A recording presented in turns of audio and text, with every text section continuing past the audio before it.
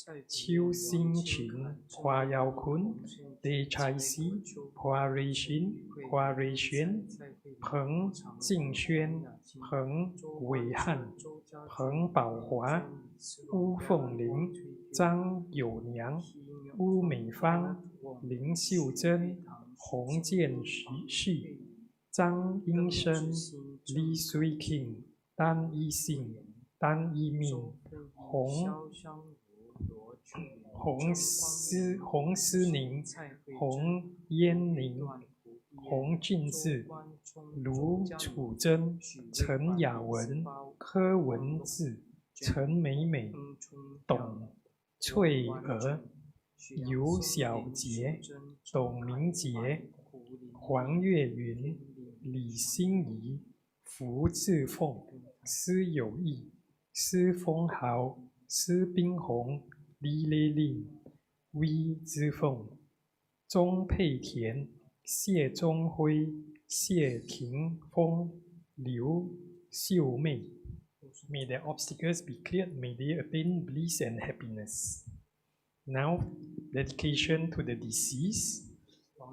蔡瑞和、李文南、李雅鹏、蒋荣华、陆蔡英、于荣华、蔡昌、吴秀贤、郭泰瑞、超福翁、黄昌进、黄雅英、黄慕容、黄坤明、周松莲、钟广福、蔡正德、罗在发、罗丽珠、黄国俊、高伟敏、冯玉琪、刁文胜、蔡瑞英、林孝庄、Cheryl、尤光辉、林全英、林双吉、黄仲来、尤福强、尤佩珍、姚敬海、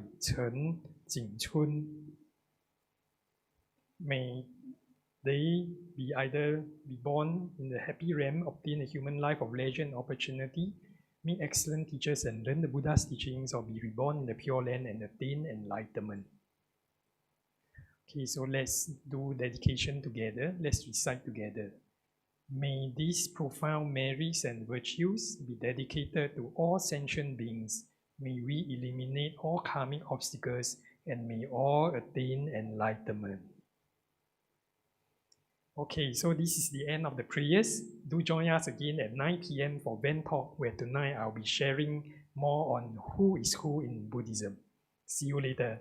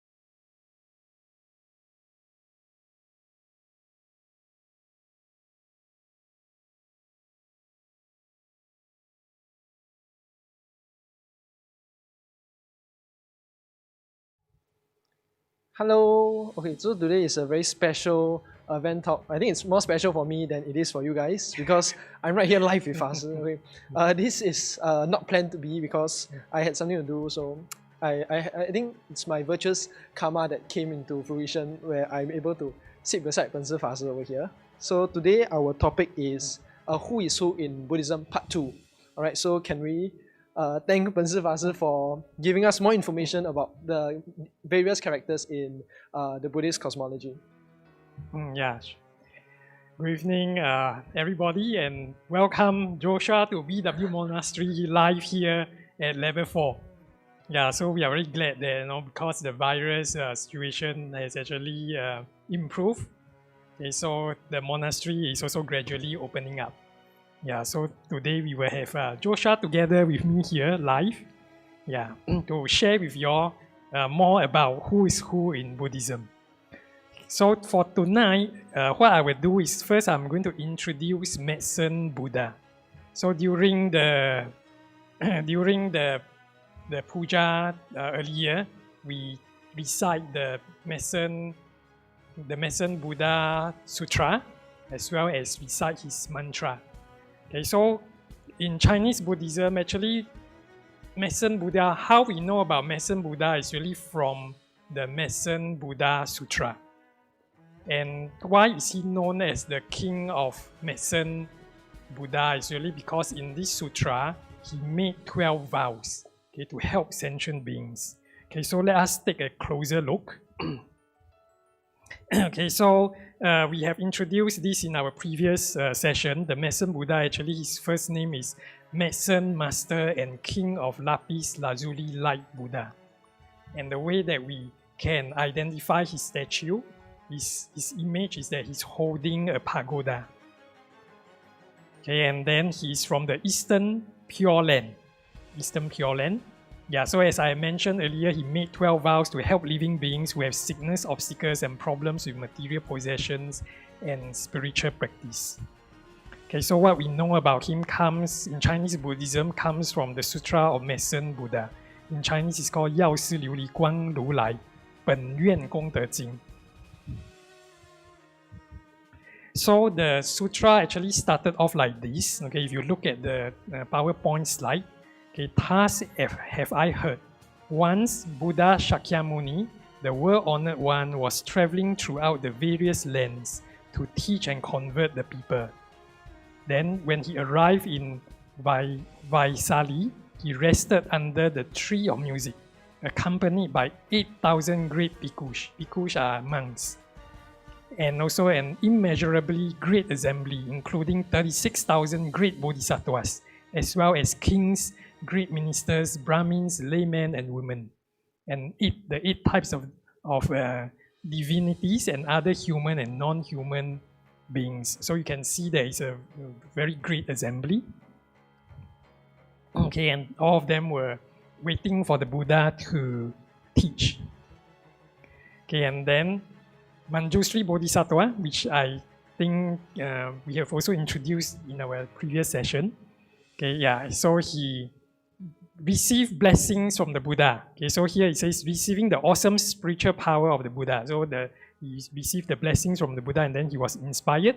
He rose from his seat and then he requests the Buddha to teach. Okay, so what did he request the Buddha to teach on? He said, "World-honored one, may I please request you to explain the various names and titles and also the great past vows of the superlative virtues of the Buddhas, so that those who are listening to you will be freed of karmic obstructions, while in the future, sentient beings in the Dharma semblance age will also derive great benefit and joy." Okay, so this is how the Buddha started to teach about the Medicine Buddha. Yeah, the Manjushri Bodhisattva requests from him, okay, so that in order to benefit sentient beings like us now. Okay, so why is the Medicine Buddha known as the healing Buddha, the Medicine Buddha? It's really because among his 12 vows, the seventh great vow. Okay, so in this seventh great vow, the Medicine Buddha says that I vow that in a future life, when I have attained supreme enlightenment. So these 12 vows are made when the Medicine Buddha was still a bodhisattva. Do you remember who a bodhisattva is? A bodhisattva is a person who wants to become a Buddha. Yes, correct. So when the Medicine Buddha, when he was still a bodhisattva, he made 12 vows. Okay, so the 7th vow is this. When I have attained supreme enlightenment, when I become the Buddha, sentient beings afflicted with various illnesses, with no one to help them, no one to turn to, no physicians, no medicine, no family, no home, who are destitute and miserable. So that means anyone, okay, who is having sickness or lack of possessions. Okay, so here says no doctor to see them, no medicine, okay, no family members to look after them, no home to go to, destitute and miserable. What happened? As soon as my name, the Medicine Buddha's name, passes through their ears, okay, they will be relieved of all their illnesses. With mind and body peaceful and contented, they will enjoy home, family, and property in abundance, and eventually realize unsurpassed supreme enlightenment. Yeah, so this 7th great vow is very famous. Okay, that anyone who seek the Medicine Buddha's help, okay, whether he's having sickness or he lack of material possessions, the Medicine Buddha will come and help. Yeah, and then of course there are also passages in the Medicine Buddha Sutra that talks about the Dharani or the mantra. Okay, so here it says, Manjushri, if you come across any man or woman suffering illness, any person fall sick, you should constantly cleanse him, bathe him, and rinse his mouth. And then you should single-mindedly recite this Dharani 108 times on his behalf over his food, medicine, or water from which insects have been removed. Once he has consumed the food or drink, his illness and suffering will disappear. So just now we chanted the Medicine Buddha mantra, right? Yeah, so if there's anyone sick, so we can chant 108 times of that, and then after that, we can let the person drink the food or eat the food or the drink. Okay, and then he will get the blessings from Medicine Buddha. And then here, of course, he also talks about other benefits, like if this patient has a particular wish and single-mindedly recite this Dharani or this mantra, his wish will be fulfilled, and then he will be cured of his disease, enjoy a long life, and at death be reborn in the pure land of Medicine Buddha. So these are the vows that the Medicine Buddha has made to help sentient beings. Oh, then, because I think I've heard the word mantra before, but I'm not quite sure. It's like, is it in Chinese you call it 咒, is it? Yes, correct. And is it like, I think the first time I've heard a mantra being spoken is, it's not in a monastery, but it's in a movie. Then what happened was that maybe a spirit come out and what like he's trying to cause harm to the people, and they start chanting a mantra, and the spirit just goes away. So is it that all mantras or mantras by itself can dispel this kind of spirit harms? Different mantras, they will have different ways that the Buddhas and Bodhisattvas, okay, the mantra, there are different ways that they will help sentient beings. Okay, so for example, like Medicine Buddha, his mantra is to help us cure our illness and also to fulfill our wish. So at least because we sentient beings, we have this discriminating mind. Okay, so if actually all mantras, if we are very sincere, we can actually, we will achieve the same benefits, yeah, for all mantras. But because we sentient beings, we still have a very discriminating mind. Okay, so if we say that, the Medicine Buddha mantra can cure illness, okay, then when we recite the mantra, we will have more faith and more sincerity. So how effective a mantra is actually faith, your faith in the Buddha, your sincerity, and how focused you are while you are reciting, while you are chanting the mantra. Okay, so if you chant the mantra with a very strong mind, any wish that you want to achieve will be fulfilled. Yeah, but unfortunately in modern days, usually our mind is too weak because we have too many distractions. But during the time of the Buddha, 2,500 years ago, where life is simpler, where people are not so distracted, mantras are very, very effective. So Yeah, so Mason Buddha, his mantra is for, we can take it that it's for curing illness. Okay, and then of course there are other mantras like Om Mani Padme Hum, that can actually dispel obstacles. Yeah, including spirits and non-humans. Yeah. So we have heard the word mantra, which is from the sutra, but what's the difference between both of them? Mantra and sutra? Yes. Okay, so mantra or dharani, okay, it's actually an incantation. You look at the PPT, there's that definition. There is an incantation. It's a sound given out, okay, by the Buddhas and Bodhisattvas while they are in a very deep state of concentration, stabilizing meditation. Okay, so it has protective powers and able to generate merits for the practitioner who chant the mantra. Yeah, and then a sutra is different from a mantra. A sutra is actually a record of the oral teachings of the Buddha. Yeah, so to give you more information, sutras are actually collected in the Tripitaka in the sutra basket. So I'm sure you'll be wondering, what's a Tripitaka? Tripitaka in Chinese is called Sanzang. Okay, so all the Buddha's teachings is compiled into this Tripitaka, three baskets. The meaning is three baskets. Okay, so all the Buddha's teachings are divided into three categories. Okay, so the first category is what we call the sutras, okay, which is the oral teachings of the Buddha. And then there's another category which is called the Vinaya, which set out how we should live our life, the precepts, the ethical discipline that we have to observe in order to progress along the path. And then the third basket is what we call the Abhidhamma, where there's teachings on the perfection of wisdom. So the sutras, they're actually said by the Buddha himself? Yes, correct. Whereas mantra is mentioned just now is really an incantation uttered by the Buddhas and Bodhisattvas in the state of samadhi. So there are different things.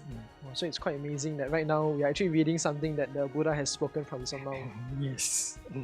But there's actually another difference that you may like to know between mantra and sutra. Okay, when the Buddha's teachings are translated into different languages, usually sutras are translated directly into another language. Okay, whereas for mantras, it's only the sound of it is translated. It's transcribed rather than being translated. Yeah, because the sound of the mantra is important. It gives off a certain vibration that's beneficial to the person who is chanting it or to the person who is listening to it. Yeah, so that's why during translation, usually they will just translate the sound of it. So for example, you look at the PPT here, right? In Chinese, the mantra of Avalokiteshvara Bodhisattva is also translated as Om Mani Padme Hum, which is the original sound in Sanskrit. Yeah. And when we are on the topic of sutra, right? We know that the sutra is being said by the Buddha, but why is there a thus I have heard? So did the Buddha say that, or did we add it on in the future? Okay, so another thing, you have a very sharp observation. Another thing about sutra is that all the sutras will start with this sentence, thus have I heard. And then after that followed by once the Buddha, or at one time the Buddha was where, what was he doing? Okay, so all sutras will start by describing how the Buddha gave this teaching. Okay, and then the first sentence is thus have I heard. The I here doesn't refer to the Buddha because the Buddha is the one who teach. And the I here also doesn't refer to the person who requested the teachings. So just now we saw that in the Mason Buddha Sutra, Manjushri Bodhisattva requested the Buddha to teach, right? Yes. Yeah, but this I here does not refer to Manjushri Bodhisattva. I here actually refers to the Buddha's attendant, personal attendant. his name is called Ananda. Ananda. So why is the I here referring to Ananda? It's because Ananda, being the Buddha's attendant, he is always beside the Buddha. Okay? Yeah, majority of the time he's beside the Buddha. So whenever the Buddha give a teaching, Ananda will be able to hear it. Yeah, and then even if Ananda, for whatever reason, is not around when the Buddha gave a teaching, the Buddha will repeat the teaching to him again. Yeah. So you have the opportunity to listen to every Yes. teaching the Buddha gave. Yes. And then the other amazing thing about Ananda is that he actually has perfect memory. Okay, so whatever things that he has heard, he's able to remember them. 过目不忘 in Chinese, or 过耳不忘. Now once he hear something, listen to something, he's able to remember it. Yeah. So after the Buddha passed away, another of the Buddha's disciple, his name is called Maha Kashyapa. He gathered all the Buddha's disciples, senior disciples together, all the arahats together, and then he invited Ananda to repeat what the Buddha has taught. Yeah, while he's alive. Okay, and then they gather all these together, and then it became the Sutra basket. So there's something that struck me just now when Fasi, you talk about the Buddha's disciples, which is Ananda and Maha Kashyapa. So, and you mentioned that they are arhats. Arahats, correct. So is there a difference between arhats and bodhisattva, or is that just another name for it? Yes, there's a difference. There's a difference between arahats and bodhisattva. Let's look at the definition of arahats. Okay, arahats, or also known as Stravaka, is a person who has eliminated all afflictive obscurations and gained insight into the true nature of existence to liberate himself from the cycle of birth and death. Okay, actually what this means is that Arahat is actually, when he was practicing the Buddha's teachings, his aim is to liberate himself. His main aim is to liberate himself from the cycle of birth and death. Compared to a bodhisattva, when he's practicing the Buddha's teachings, his aim is really to achieve Buddhahood. Okay, so this is one main difference between an arahat and a bodhisattva. Why did one ended up as arahat and why another one ended up as a fully enlightened Buddha is really because when they were practicing the Buddha's teachings, they have different objectives. Okay, so the bodhisattva, he has loftier aims. He has more noble objective when he's trying to improve himself. He wants to become perfect, okay, in wisdom and compassion in order to help all living beings. Whereas for someone who has a smaller ambition, smaller aims, he just wants to, his main concern is really to liberate himself from the cycle of birth and death. Yeah, he will end up as an arahat. So actually, an arahat, even though he's considered a noble being in Buddhism. Okay, so in Buddhism, noble beings are those who has already liberated themselves from the cycle of birth and death. Okay, they are no longer bound to what we call cyclic existence. Yeah. Okay, but arahat, even though he has already achieved that, but he has not achieved complete omniscience like a Buddha. Okay, because he has still not eliminated the most subtle cognitive obscuration that a fully enlightened Buddha has eliminated. So, since you talk about noble beings, right? Just so that I don't miss anything, is there, other than the Bodhisattva and the Shravakas, which are the Arhats, is there someone else that I should know about? Yeah, actually there's a third kind of noble beings in Buddhism. Okay, and they are known as Pratyeka Buddha. Pratika Buddha. Okay, so Pratika Buddha, they are not fully enlightened Buddha. Okay, so why did they end up becoming a Pratika Buddha? Okay, so here says, who is a Pratika Buddha? A Pratika Buddha is someone, a person who achieved enlightenment during an age when there is no three jewels, no Buddha, Dharma, or Sangha in the world. Okay, so in other words, currently there is no Pratika Buddha in the world because there's the Buddha's teachings. Okay, so there's the three jewels, there's Buddha, there's his teachings, the Dharma, and then there's Sangha now in the world. So there wouldn't be any Pratika Buddha. Okay, Pratika Buddha, again, same thing. How did he end up being a Pratika Buddha is really because of different objectives while he was practicing the Buddha's teachings. Okay, so a Pratika Buddha, he actually made an aspiration, a vow, that he wants to attain enlightenment when there's no, during an age when there's no Buddha or his teachings or the Sangha, when there's no three jewels. Well, that sounds, I think, more difficult than Arhat. So is that? Yes. In fact, actually, Pratika Buddha, he actually spent a longer period to achieve this objective. Yeah, so he said that Pratika Buddha needs 10 great yawns, or 10 yawns, okay, 10 yawns to achieve the enlightenment. Compared to Arahat need to can spend up to about 7 lifetimes. So the amount of time that they spend to develop their wisdom and compassion is different. So in the sense, because Pratika Buddha, they spend more time developing their wisdom and compassion. So in that sense, they are higher level than Arahat.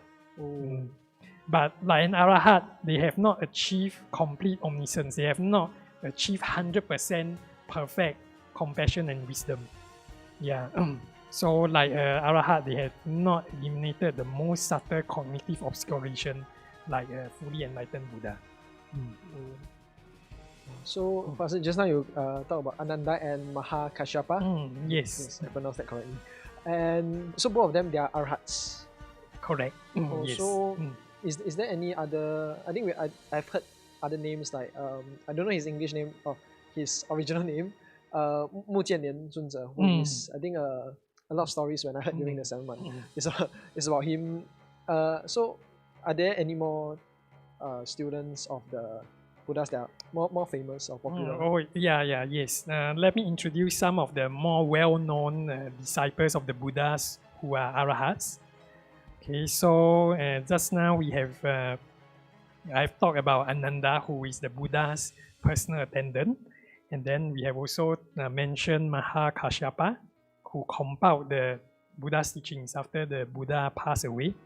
Yeah, and then the other two, actually the two chief disciples of the Buddha are Sariputra and Moggallana. Mu Jianlian. Yeah, so Sariputra, he's known for all these disciples of the Buddha, senior disciples of the Buddha, they are well known for a specific good quality, specific power. So for Sariputra, he is number one in wisdom. So among all the Buddha's Sravaka disciples, among all the Arahats, he is number one in wisdom. Okay, and then Moggallana, he's number one in his supernatural powers. Then Ananda, he's number one in remembering things and also listening to the Buddha's teachings. Okay, so among all the Arahats, he has heard the most of the Buddha's teachings. So for Mahakashyapa, he is number one in aesthetic practices. So he practiced very, very diligently. And then the other thing to note is after the Buddha passed away, actually the leadership of the Sangha was passed on to Mahakashyapa. Why? Because Shariputra and Moggallana, both of them, they enter into Nirvana before the Buddha. Because for Moggallana, even though he has supernatural powers, okay, but because in the past he has committed in the past he has committed killing. So in this lifetime, in order to teach sentient beings that supernatural powers cannot overcome the negative karma that we have created. So in order to teach us this very important teaching, he was killed by his enemies. So he actually used his life to give us to show us Yes. how important it is to I think to practice and to gain positive karma. Yes, correct. To be a virtuous person. So if we are a virtuous person, then we will be able to obtain happiness. If we are a non-virtuous person, even if we have supernatural powers, we will still suffer.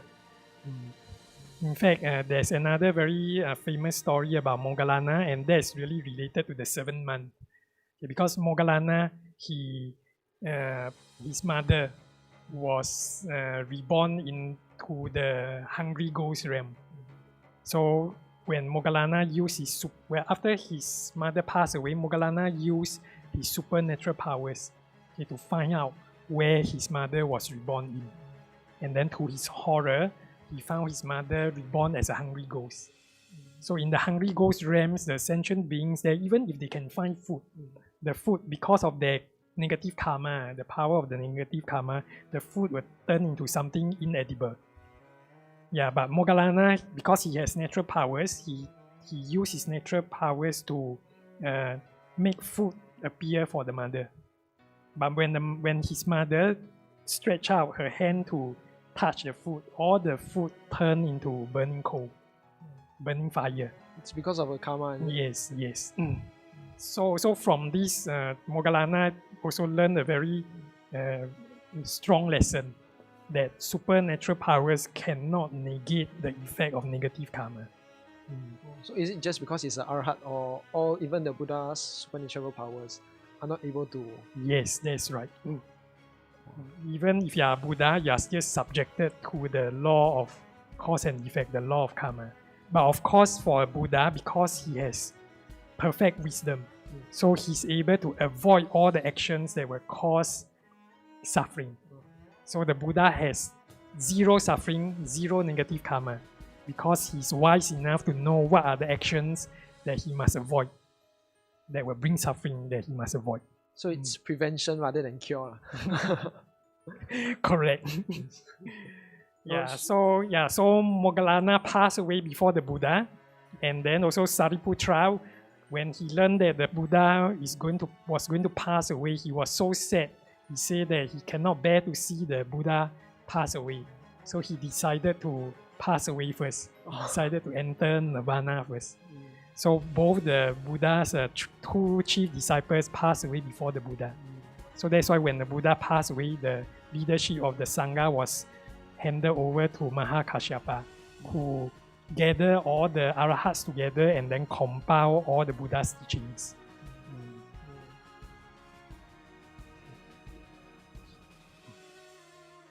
Also, actually there's another, I think I've heard the disciples' name before quite a few times, but it's not really in, because I'm not very familiar with the Medicine Sutra, so I've actually heard it in a more popular sutra, which is Amitabha Sutra, and it's the same thing I will hear, thus have I heard, and the names of the disciples of Buddha.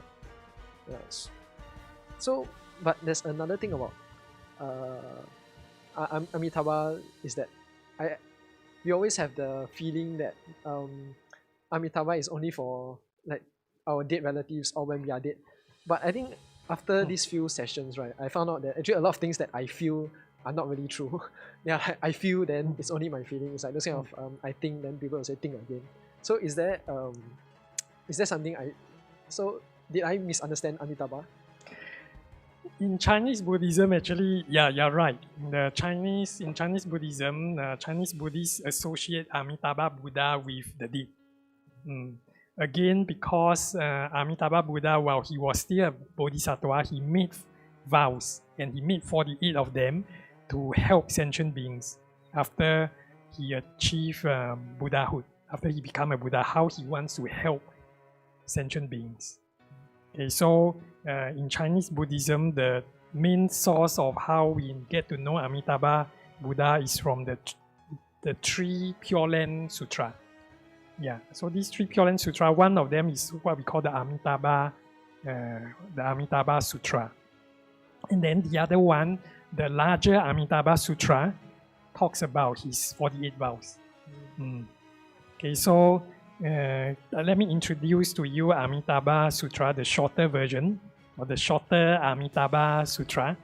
Okay, so again, over here you can see that it starts with thus I have heard. Okay, at one time the Buddha, and of course here refers to Shakyamuni Buddha, okay, he was at Sravasti. Okay, so yeah, so this is a location where the Amitabha Sutra was taught. Okay, and then you can also see here in the PPT, right? This is the text of the sutra. Okay, all the senior disciples are there: Sariputra, Moggallana, Kashyapa, Ananda. Yeah, and then so the Buddha told. So this teaching, the Amitabha Sutra, was not requested by anyone. Okay, it's one of the very few teachings that the Buddha gave without anyone requesting for it. Yeah, and then the main person that the Buddha taught the Amitabha Sutra to is actually Sariputra. Okay, so you can see here in the text, at that time the Buddha told the elder Shariputra, passing from here through hundreds of thousands of millions of Buddha lands to the west, there's a world called Ultimate Bliss. So this Pure Land is called Ultimate Bliss. The Pure Land of Amitabha Buddha is called Ultimate Bliss. Yeah. Okay, and then just now I talked about Amitabha Buddha's 48 vows, right? Among the 48 vows, how Amitabha Buddha get associated with the date in Chinese Buddhism is because of the 18 and the 19 vow. Okay, so if we look at it, this is what Amitabha Buddha said. If when I attain Buddhahood, sentient beings in the lands of the 10 directions who sincerely and joyfully entrust themselves to me, would take refuge in me, desire to be born in my land and call my name even 10 times. If they are not born there, may I not attain perfect enlightenment. Okay, so what Amitabha Buddha in his 18th vow, he said that anyone who wish to be reborn in his Pure Land, okay, if they can recite his name 10 times sincerely, take refuge sincerely, even just 10 times, after they pass away, they will be reborn in his Pure Land. Yeah, so that's what the 19th vow say. If when I attain Buddhahood, sentient beings in the lands of the 10 directions who awaken aspiration for enlightenment, do various meritorious deeds and sincerely desire to be born in my land, should not at that death see me appear before them surrounded by a multitude of sages, may I not attain perfect enlightenment. So if we do a lot of virtuous acts, and then we make this aspiration that we want to be reborn in Amitabha's Pure Land, at the time of our death, okay, Amitabha Buddha will come, and with his 2 bodhisattvas, okay, the 3 Western sages, right? The 3 Western sages, they will come with all the other Buddha, with all the other bodhisattvas of the Western Pure Land, and then lead us to be reborn in his Pure Land. So that is how Amitabha Buddha get associated with the deed. So I'm still correct at some levels, but I think there's more than that to how Amitabha can benefit us. I think much like the 12 vows of the Medicine Buddha, Yes. Amitabha Buddha have again 48 vows. 48 vows. So there are so much things to learn over here, but unfortunately, yes, we have run out of time. Yeah, so we will end here today, and then maybe next month we can continue to learn more about the Buddhas and Bodhisattvas. Okay, so okay, so let us do dedication. Okay, so please put your hands together. May these profound merits and virtues be dedicated to all sentient beings. May we eliminate all karmic obstacles, and together may we attain the state of Buddhahood. Okay, thank you very much, Josha. Thank you everyone. Alright, so on behalf, so finally I'm here, I can say that. So, on behalf of everyone watching and whoever in the future, maybe anyone can listen to this again, I want to, on behalf of everyone, thank Fa Si for giving us so much information of how who is who in Buddhism and how they're out there to benefit us. Thank you so much, Fa Si. Thank you. Good night. Okay, good night. Bye. Bye.